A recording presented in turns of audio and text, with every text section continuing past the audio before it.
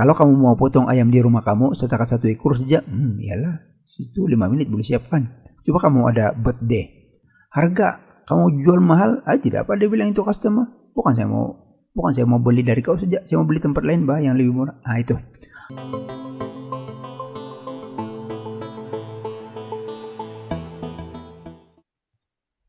Halo guys, guys, kita berjumpa lagi dalam video pada kali ini guys.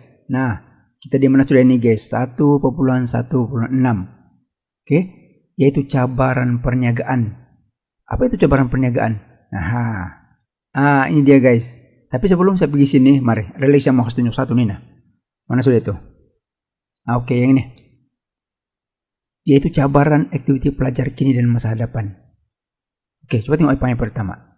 Cabaran pembelajaran PDPR. Guys, pembelajaran PDPR ini guys sangat-sangat mencabarlah bagi pelajar dan bagi guru juga guys. Untuk menerangkan sesuatu itu sangat-sangat sukar sebenarnya. Bukan sukar macam mana, tapi dia bukan face to face kan. Jadi bila bukan face to face, interaksi sesama pelajar dan guru sangat susah bah. Nah, jadi macam mana cara dia? Cabaran dia terpaksa berusaha untuk menggunakan berbagai kaidah lah, contohnya media sosial lah, Telegram kah, WhatsApp kah, YouTube kah, live sana sini kah, kan? Itulah cabaran dia. Kemudian kos pembelajaran yang kedua, cabaran dia. Kos, kamu terpaksa membayar dia punya data untuk internet. Kita terpaksa beli laptop itu ini, kemudian handphone yang canggih sedikit. Dan bagian guru pun macam itu juga. Oke, kami pun perlu menyediakan apa-apa yang boleh membantu untuk menyampaikan pelajaran kepada pelajar-pelajar. Kemudian suasana pembelajaran.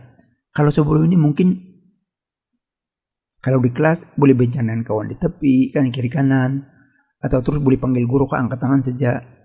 Masalah sekarang ini kamu terpaksa belajar individu. Kalau dengan menggunakan media sosial kah, bertelegram, video pun tidak semudah yang menggunakan kaidah di kelas. Ini cabaran dia guys, dan banyak lagi. Ini. Oke, jadi macam itu juga ini perniagaan. Apa cabaran-cabaran aktiviti perniagaan kita? Ini banyak ini. Oke, tapi saya nampak beberapa buah buku dia punya senarai cabaran ini tidak sama sangat dia punya itu fakta, tapi maksud saya tidak sama perkataan fakta dia lah, tapi maksud dia tetap sama. Oke. Ada yang nomor 1 di L semakin berkurangan, tapi lain kita punya ayat isi dia masih sama dan huraian dia lebih kurang sama. Oke, jadi ini yang kita mau belajar hari ini. Apa cabaran aktiviti perniagaan? Oke, jadi kita tengok. Yang pertama ialah ini globalisasi atau dunia tanpa sempadan. Apa itu globalisasi atau dunia tanpa sempadan? Dari global pun kamu boleh tahu sudah apa itu global. Globalisasi merujuk kepada persekitaran perniagaan yang semakin luas, merentas benua guys. Kamu mungkin pernah membeli di Shopee. Kamu ingat di Shopee itu dari Semenanjung saja kan dia jual itu barang itu. Dari China semua itu. Dari China, kadang-kadang ada yang dari luar negara. Malah ada kawan saya pernah beli barang dari Australia. Itu ialah globalisasi. Kan jadi oleh karena dia merentas benua, seluruh pelosok dunia, macam mana dia jadi cabaran? Persaingan, kayak dulu mungkin kamu kasih keluar untuk di Malaysia saja. Pas itu customer terpaksa beli dari kamu. Tapi sekarang customer boleh beli dari China, dari luar negara sana. Jadi diorang banyak pilihan. Kamu terpaksa bersaing dari si quality. Kalau quality kamu tidak berapa, habis karena pandang sudah. Harga kamu jual mahal, tidak apa dia bilang itu customer. Bukan saya mau beli dari kau saja, saya mau beli tempat lain bah yang lebih murah. Itu. Penyampaian. Oke, penyampaian salah satu ialah pengedaran lah kepada pelanggan. Oke, kalau pelanggan pergi membeli di kedai kamu, tiada dia punya mau post kah, mau kuria kah, kamu kalah. Orang lain ada kaidah macam itu. Itu. Jadi itu ialah kesan globalisasi. Itu ialah cabaran bagi perniagaan. Jadi apa yang perlu kamu buat? Kamu terpaksa bersaing. Kalau orang lain kasih turun harga, kamu pun berhabis kasih kurang dia punya kos pengeluaran. Buatlah macam mana supaya kamu pun boleh bersaing. Quality kamu kasih bagus quality. Jadi itu ialah cabaran globalisasi atau dunia tanpa sempadan. Oke. Kemudian saya nampak dalam buku yang lain juga dinyatakan huraian untuk globalisasi ini ialah wujudnya mobility pekerja dan modal. Oke, mobility pekerja maksud dia pekerja-pekerja asing datang pergi Malaysia kan atau di negara kita dari luar. Jadi diorang itu bawa pergi sini atau datang pergi sini membawa diorang punya budaya, Bang. Ada budaya yang bagus, ada budaya yang tidak bagus. Nah, kan? Jadi kalau budaya yang bagus itu mungkin bukan cabaran sangat sebab itu bagus datang pergi tempat kita gembira. Tapi kadang-kadang kalau ada budaya yang tidak bagus yang negatif, ini menjadi cabaran kepada organisasi. Inilah cabaran dunia ini, globalisasi ini. Organisasi terpaksa mengawal interaksi macam mana supaya pekerja-pekerja yang sedia ada di Malaysia atau dalam sebuah kilang itu tidak diracun oleh yang negatif itu. Kalau dia bawa yang bagus, itu bagus. Itu terbaik. Mau kasih share sama pekerja di Malaysia supaya diorang pun akan menjadi tambah bagus. Tapi kalau yang negatif, oke, itu. Jadi organisasi perlu mencari kaedah macam mana lah ini saya punya pekerja ini dia bilang untuk mengelakkan daripada oke, mungkin ada peraturan. Oke, peraturan bilang pekerja-pekerja asing tidak dibenarkan begini. Contoh macam itulah. Itu ialah cabaran kepada organisasi. Oke, jadi itu ialah cabaran yang pertama. Globalisasi atau dunia tanpa sempurna. Oke, bila kamu menjawab nanti kalau katakan soalan macam ini. Kalau nyatakan saja senang. Nyatakan cabaran aktivitas perniagaan kini dan masa depan. Oke, kadang-kadang ada soalan yang dia tanya begini saja nih, cabaran perniagaan kini saja. Atau kadang-kadang dia tanya cabaran aktivitas perniagaan saja. Itu sudah membawa maksud yang sama itu. Kalau katakanlah nyatakan, maksudnya ini cakap ambillah yang hijau semua ini. Tapi kalau dia bilang huraikan, jadi kamu sebut dulu dia punya fakta yang ini, huraikan. Cara untuk menghuraikan biasanya dia akan begini. Kasih tahu dulu apa itu globalisasi. Globalisasi merujuk kepada, kejap, saya mau menconteng. Contoh macam ini. Oke, katakan soalan dia, jelaskan games kesukaan Anda. Contoh, jelaskan. Jadi satu apa? Apa yang selalu kamu main? Saya ini tidak pernah main game ini. Katakan PUBG kah? ML kah? Apa? PUBG. Oke, PUBG. Jadi sebelum kamu bercerita dulu tentang apa itu PUBG, mesti kasih tahu dulu apa. Contohnya PUBG ialah sejenis permainan yang kasih tahu dulu tentang itu PUBG yang memerlukan, saya tidak tahu PUBG ini jadi saya tidak boleh huraikan, tapi tentang apa dulu? Apa itu PUBG? Permainan strategi kah, begini kah? Itu dulu. Oke, selepas itu kamu kasih tahu PUBG sangat-sangat bagus. Itu boleh sudah. Sangat-sangat bagus karena begini-gini. Saya suka bermain PUBG karena yang ini. PUBG boleh memberi ketenangan kepada saya karena begini. Itu oke. Itu selepas itu kamu cakap. Tapi yang pertama sekali ialah kamu kasih dulu apa. Kasih terang dulu apa yang ini. Oke. Katakanlah soalan lain. Jelaskan makanan segera kesukaan kamu. Nomor 1. Oke, katakan KFC. Fakta dia adalah KFC. Oke, kasih tahu dulu apa itu KFC. KFC ialah makanan yang diperbuat daripada ayam digoreng dicampur dengan tepung. Apa? Itu paling penting apa. Kemudian baru kamu cakap sini, KFC sangat-sangat lembut dan begini-gini, sangat sedap, disertai dengan dia punya kolesterol apa-apa. Oke. Saya sangat suka makan KFC karena begini. Adik-adik saya pun suka. Oke. Jadi maksud dia kan, yang poin pertama ialah mesti kasih tahu dulu apa itu fakta. Apa itu fakta.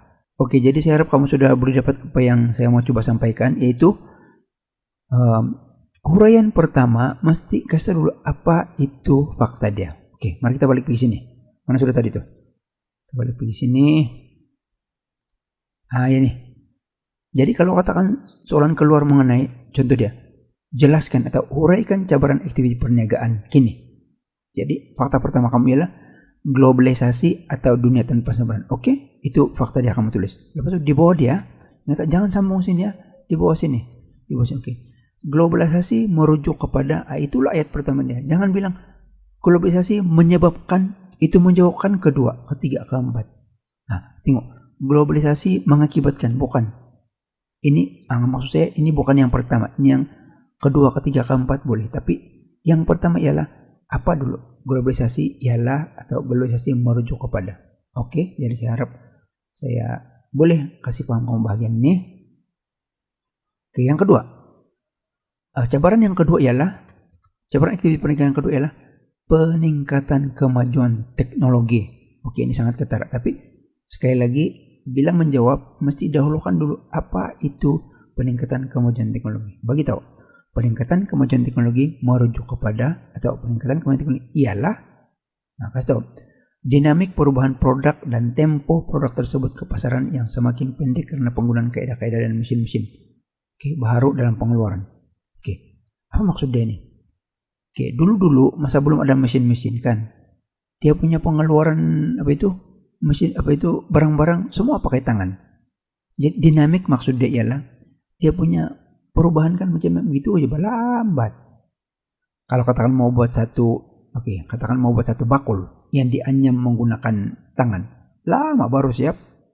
Atau katakan mau buat baldi ataupun bekas-bekas air menggunakan tanah liat, pakai tangan. Mau uli lah, lepas itu mau bentuk dia lah, kan pakai yang timnya tapak berpusing-pusing, itu lambat. Oke, kemudian wujudnya teknologi. Jadi dia punya proses semakin cepat.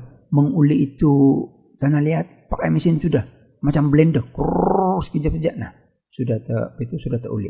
Jadi ini kesan dia ialah oleh karena penggunaan teknologi itu, maka tempo produk tersebut ke pasaran sangat-sangat cepat. Jadi peningkatan teknologi ini sangat akan membantu sebuah organisasi. So dia menolong Oke, katakan mungkin kamu belum pernah nampak lah, tapi mungkin pernah dengar. Saya pernah nampak sudah mesin pencabut bulu ayam. Ya, ada Saya pun mula-mula ketawa terdengar. Tapi bayangkan saja, kalau kamu mau potong ayam di rumah kamu setakat 1 ekor saja, iyalah, itu 5 menit boleh siapkan. Coba kamu ada birthday, kamu mau potong 5 ekor. Nah, lambat sudah sedikit, walaupun baru 5 ekor. Coba kalau yang syarikat pengeluar ayam, 1.000 ekor ayam satu hari. Bayangkan saja macam mana mau buka dia punya bulu. Terlampau banyak kan, asal dia pengedar ayam. Nah, jadi di sanalah penggunaan mesin pembuka bulu ayam itu, saya rasa dalam masa 5 menit 1 ekor ayam itu akan siap menggunakan mesin itu. Nah, jadi mesin itu sebenarnya sangat-sangat membantu. Tetapi kan, macam mana dia menjadi cabaran kepada syarikat? Dia menjadi cabaran kepada syarikat atau perniagaan karena syarikat yang mau menggunakan dia punya alat pembuka bulu ayam itu perlukan duit, perlukan kos yang tinggi untuk membeli itu alat. Mungkin satu alat sudah beribu-ribu. Saya pun tidak tahu berapa harga dia, tapi memang perlukan alat lah, takkan free. Dan semakin canggih itu alat itu nanti kalau kena inovasi, semakin tinggi dia punya harga. Oke, bandingkan dengan membuka bulu ayam secara manual lah. Mungkin dia tidak payah kau beli alat-alat kan, pakai tangan saja. Tapi berapa lama mau siap 1 ekor ayam? Kalau 1.000 busuk itu ayam baru sempat buka bulu. Begitu. Jadi maksud dia peningkatan kemajuan teknologi ialah ini. Tapi macam mana dia menjadi cabaran? Dia menjadi cabaran karena modal yang tinggi. Kedua, ini teknologi baru itu sudah dia mahal, kos tinggi, memerlukan pekerja yang mahir lagi. Oke. Contoh lagi, katakan itu Nina. Itu robot kan sekarang digunakan untuk mengimpal rangka kereta Kereta kamu itu yang cantik-cantik itu, dia bukan terus pop dapat begitu tahu. Dari rangka, dari besi, dari tulang-tulang kena kimpal. Nah, sudah kena kimpal. Sebelum kimpal itu kena kasih bingkuk-bingkuk. Siapa yang kasih bingkuk? Mesin-mesin. Siapa yang tukang kimpal? Robot sudah sekarang guys karena pakai. Kalau dulu-dulu manusia iyalah. Tapi sekarang ini contohnya dengan penggunaan robot untuk mengimpal kereta dapat menjimatkan masa. Sebab robot bukan pandai berehat sangat. Dia bukan macam mau minum dulu, tiada. Rehat dulu begini, mau pulang tidur, tiada. Robot ada juga masa dia berehat tapi sedikit. Letak minyak-minyak, Dan robot-robot ini dikawal oleh komputer. Dikawal oleh komputer dan hanya dikawal oleh satu orang zaman kali. Bukan kalau mengimpal satu kereta mungkin dulu perlu ramai. Nah, jadi kenapa dia jadi cabaran teknologi ini?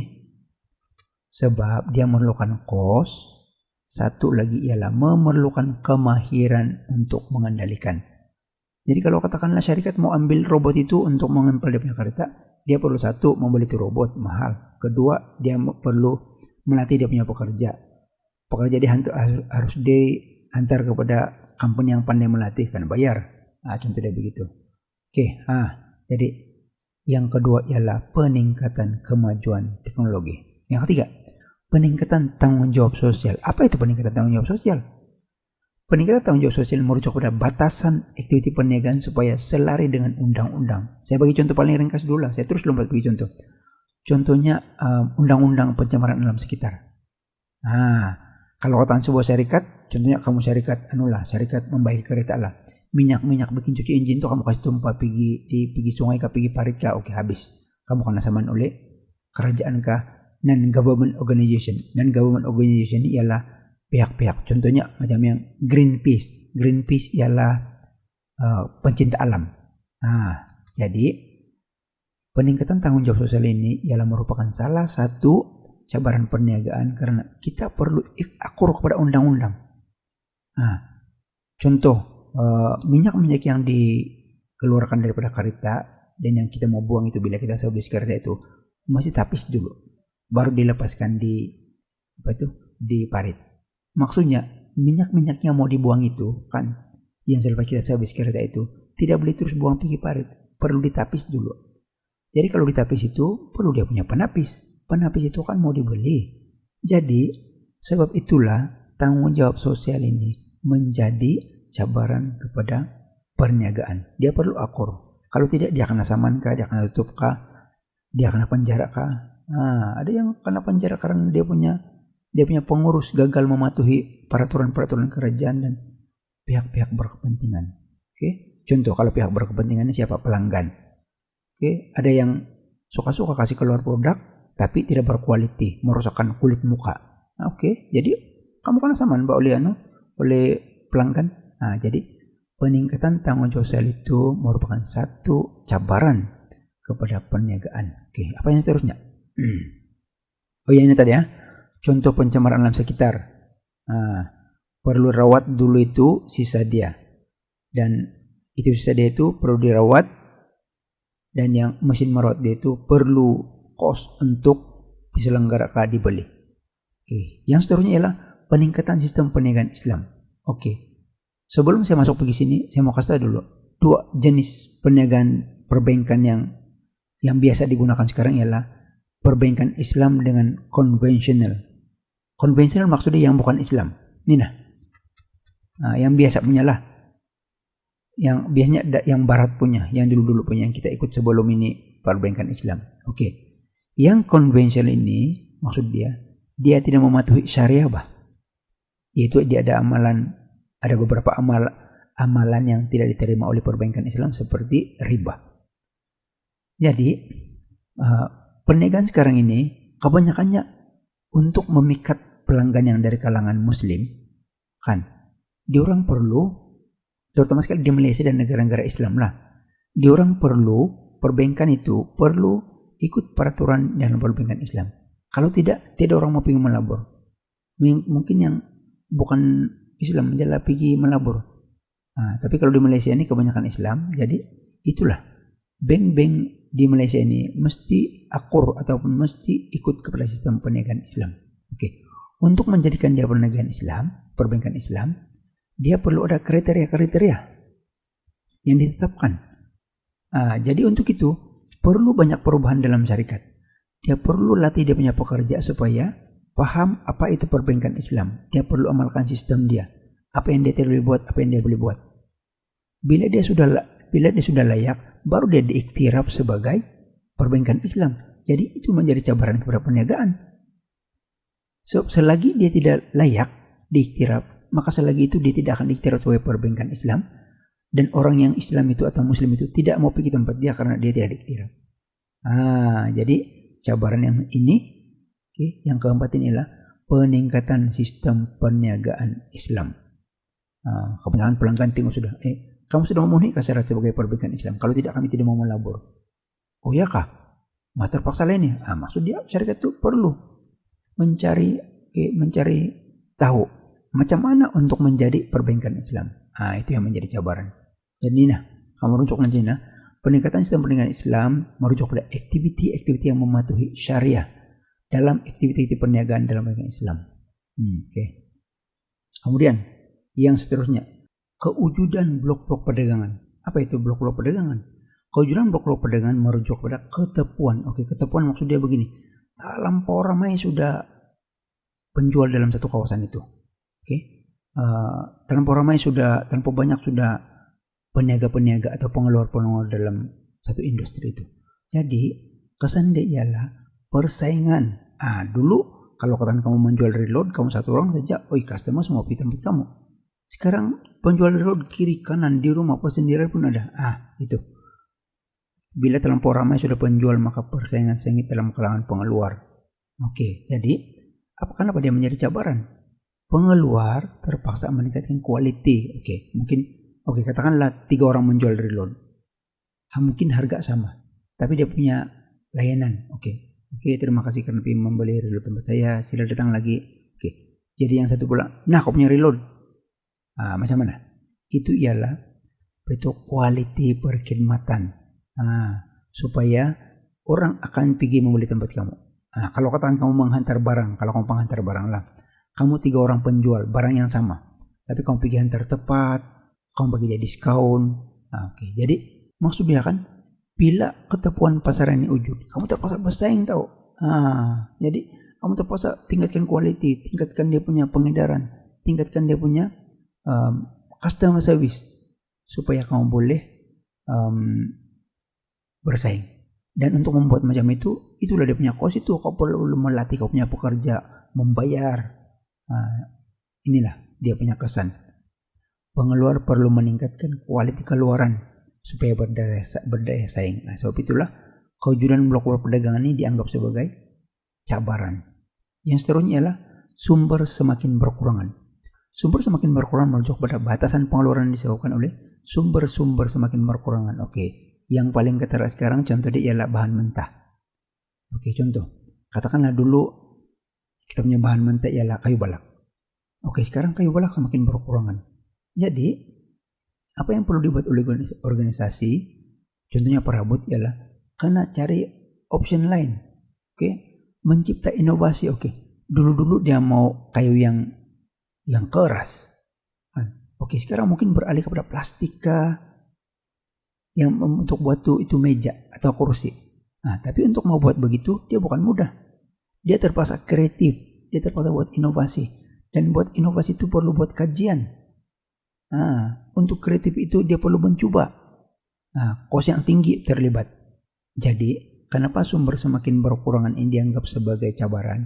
Karena sumber semakin berkurangan, syarikat perlu mencipta inovasi. Mencipta inovasi bukan susah. Untuk kreatif itu perlu banyak kali mencoba. Supaya dapat menghasilkan kualitas yang tinggi. Inovasi dan kreatif yang tinggi menjadi cabaran penting karena yang melibatkan masa, kos, dedikasi. Tidak semua orang suka buat inovasi ini. Inovasi ini sangat-sangat leceh tau. Kamu buat banyak kali, lalu kau dapat yang terbaik. Jadi kadang-kadang syarikat tidak sanggup atau orang tertentu tidak sanggup buat terlalu banyak kerja. Sedangkan itulah menjadi cabaran. Seterusnya. Perubahan struktur demografi. Ini yang menarik ini. Kalau dalam sini nota dia bilang, perubahan struktur demografi merujuk pada perubahan komposisi jantina dalam sektor pekerjaan, kebanjiran tenaga wanita. Kalau kita perhatikan kan, kebanyakan wanita bekerja sudah sekarang, bilangan dia semakin ramai. Jadi istimewanya perempuan ini kan dia bersalin. Bila bersalin, kan kamu suruh dia paksa dia kerja kalau dia baru bersalin, dia mesti ambil cuti. Jadi kerja yang di atas tinggal itu siapa yang mau buat? Itu. Jadi maksud dia kan syarikat perlu menyediakan dia punya kaidah. Katakan dia mau buang itu pekerja semata-mata karena dia mau bersalin. Tidak, dia mesti ambil cuti, tapi pada yang masa yang sama dia kena perlu cari pengganti. Menyelesaikan semula jadwal kerja dia. Untuk menampung kekosongan. Takkan dia tidak bekerja, kasih biar itu kerja dia. Kalau dikilang, habis dia itu kilang berhenti. Jadi itu ialah cabaran perubahan struktur demografi bagi kilang. Katakanlah anak dia sudah besar sedikit, 1-2 tahun. Organisasi digalakkan membantu pekerja menyediakan tempat asuhan. Nah, ini pun cabaran kepada kilang juga atau syarikat. Oke, dia mesti letakkan, kalau lagi bagus dia letakkan satu tempat penjagaan itu kanak-kanak berhampiran dengan tempat kerja. Jadi pekerja-pekerja yang dalam kalangan wanita itu senang mau pergi jenguk dia punya anak. Tidak perlu pergi drive lagi. Kalau katakan dia datang pergi kerja pagi-pagi, dia tidak perlu hantar jauh, baru dia pusing balik, baru dia pergi kerja, lambat lagi. Nah, jadi kalau katakanlah ini syarikat, oke, syarikat boleh sediakan ini tempat asuhan kanak-kanak berhampir dengan tempat kerja dia. Pekerja dia pun macam yang senang bah, maksud saya dia akan mudah untuk pergi antar, so dia mau bekerja juga di sana. Walaupun mungkin dia terpaksa membayar lah, tapi lagi bagus so dia dekat, boleh tengok-tengok, hati dia pun senang. Bila dia senang, bila dia gembira, dia boleh bekerja dengan tenang tau. Oke, daripada dia tengok, anak saya macam mana itu siapa yang jaga itu macam mana. Kadang dia tersalah masa dia kerja, ataupun dia katakan dia kemalangan karena tanpa pikir anak dia. Jadi ketenangan bekerja itu kalau dia punya anak berada dekat dengan dia, mungkin sebelah bangunan sajakah, dalam satu bangunan belayan bilik sajakah, dia akan memberikan peningkatan motivasi dan quality productivity kepada pekerja itu. Dan siapa yang untung? Syarikatlah yang untung. Tapi perubahan struktur demografi ini menjadi cabaran kepada kepada syarikat, karena dia terpaksa mencari pengganti, menjadwal balik kerja yang ditinggalkan itu, dan menyediakan cabaran untuk menyediakan bangunan, atau tempat lain khas untuk yang ini untuk itu tempat jagaan anak-anak. Jadi itu ialah perubahan struktur demografi. Jadi hari ini kita sudah habis yang ini 1 sampai 7 ini, dan fakta mesti kamu ingat. Macam mana kamu ingat ya? Kamu baca dia balik-balik, otomatis kamu akan ingat. Dan dia punya huraian, kamu rujuk dalam itu yang saya bagi ini, dan juga penerangan yang saya sudah bagi. Jadi guys, sekian saja untuk kali ini. Kita sudah habis 1.1.6. Nanti dalam kelas akan datang, kita akan belajar lagi satu yang lebih menarik, yaitu Nina guys, 1.2 persekitar perniagaan, 1.12, 1.2.1 dan 1.2.2. Ini sangat menarik ini untuk kita belajar. Jadi saat ini dulu saya punya video untuk kali ini. Semoga kita berjumpa dalam video yang akan datang. Selamat belajar, jangan lupa ulang kaji. Bye bye dan peace.